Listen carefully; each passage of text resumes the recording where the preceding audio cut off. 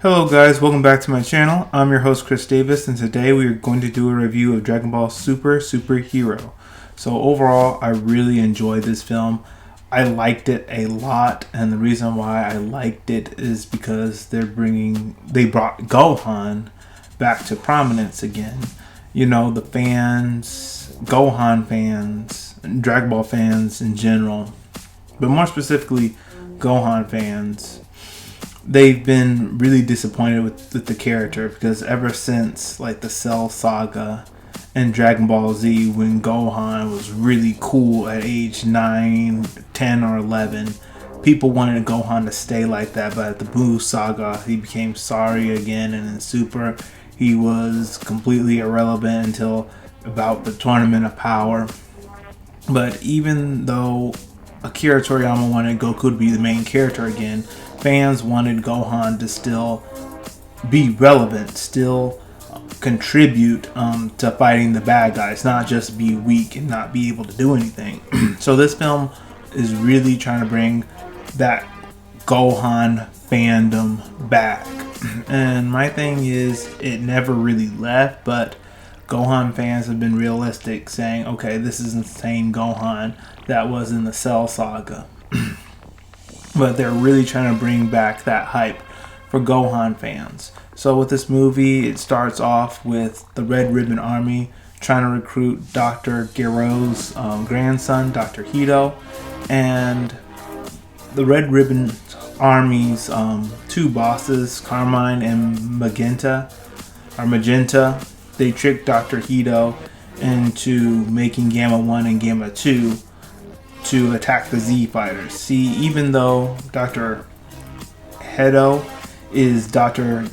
Gero's grandson, he's not evil per se. He's done some messed up things, like you will see when you watch the film. Like he broke into a morgue and used dead bodies for something. But he overall doesn't want to be a bad guy, and he doesn't want anything to do with the Red Ribbon Army. But like I said, the Red Ribbon Army tricked Dr. Hedo into making him think that the Z fighters are the super warriors, that they're the bad guys and they're trying to control the earth. So Dr. Hedo makes Gamma 1 and Gamma 2 to fight the Z fighters. Now, I really like Gamma 1 and Gamma 2. These are very likable androids, and what makes them so good is the voice actors do a really good job, but also Dr. Hedo puts this sense of justice in them, and so they're not evil either. They're just following bad orders that they've gotten from Dr. Hedo, and Dr. Hedo's telling them to do this because he's going off the information that the Red Ribbon Army has given him, which is false. So, fast forward through the story, the Red Ribbon Army has kidnapped Pan, and Gohan is going to the Red Ribbon Army base to save Pan, and then we have this really awesome fight with Gohan versus Gamma 1, and it is super cool. Now overall, I really like the action in this film, really like the effects and stuff. I like how this film didn't just make Gohan relevant, but also made Piccolo relevant again, because Piccolo, other than Gohan, he's really the one driving this story. In this film, Gohan isn't the only one that gets to power up. Piccolo gets to power up too. He gets this power up because he makes the wish on Shenron to unlock his latent power, and with his latent power unlocked, he has this lime green skin without the lines. But then later on in the film, we see him power up into this orange form, to where his skin's orange and he's more bulky, like more muscular, that kind of way. Gohan's new form, it's similar to Ultra Instinct in look, but it has red eyes instead of those silver eyes, and people have come up with the name Gohan Beast, which I don't know how they came up with that name. The fans were just calling it Gohan Beast one day. I don't even know why they call it Gohan Beast, because in the movie they didn't even give it a form. And in fact, when Piccolo turned orange, people, I think Gohan was asking him what was that form, like what is it called, and then Piccolo joked and said, yeah, just Orange Piccolo. Which hopefully they come up with a new form name for Piccolo's new form. But with Gohan Beast, I don't know how the fandom came up with that name. But the fans have been calling it that. So overall, I really like the film. I really like the action and everything in it.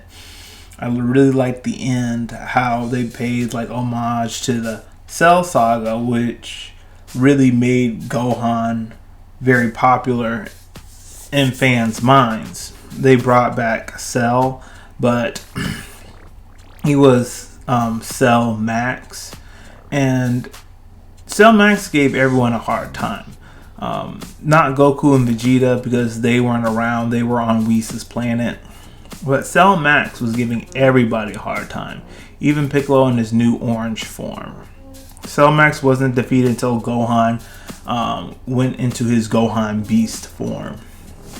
But it makes you think, if Dr. Hedo or Red Ribbon Army, if they waited until Cell Max was complete, how much more powerful he would be, because they released him before he was ready.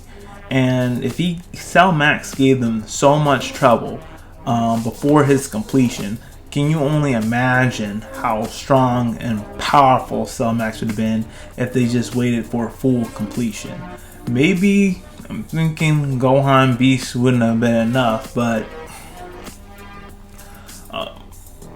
when Gohan Beast destroyed Cell Max, he defeated him with like 3 shots, one uppercut, 1 kick, and then he used the Makanko Sapo, our special beam cannon, to aim for his weak spot in the head. But I'm telling you, if the Red Ribbon Army waited until Cell Max was at completion, then maybe you can argue that Gohan Beast might not have won, because when Gohan Beast came out, Cell was already weakened because Gamma 2 used the rest of his power to destroy his arm and weaken him and everything. So Cell Max isn't complete, Cell Max is worn down. So possibly, it's not a stretch to say that maybe Gohan Beast wouldn't have won if Cell Max was perfected.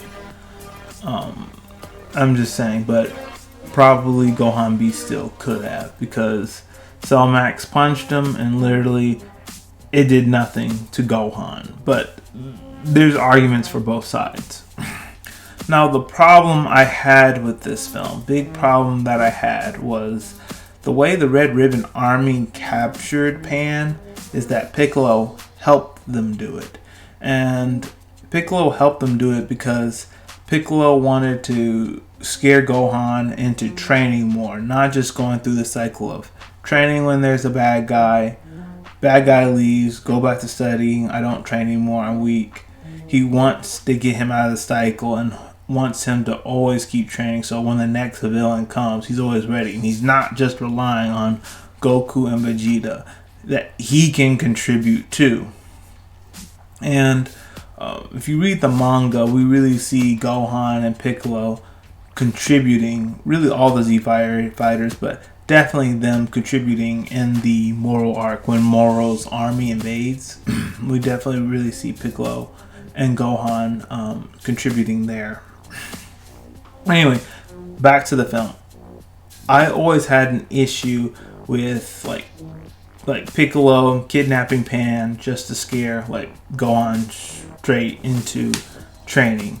I know I explained why he wants him to do that. It's better for Gohan to contribute, not just to rely on Goku and Vegeta all the time. But I don't really like the way he went went about it. In fact, in the film, Gohan keeps asking him, "Hey Piccolo, how did you get here?" And they just never cover that Piccolo's the one who kidnapped Pan, and he helped the Red Ribbon Army kidnap Pan, so Gohan would become more powerful. But like, they don't ever cover that. They don't ever cover that Piccolo helped the Red Ribbon Army kidnap Pan, so Gohan would be more motivated to get stronger. They don't cover that. Gohan tries to ask Piccolo, "Hey Piccolo, what are you doing here?" And Piccolo says, "Don't worry about that. Focus on the fight." And Gohan's like, "Oh yeah," and they never cover that.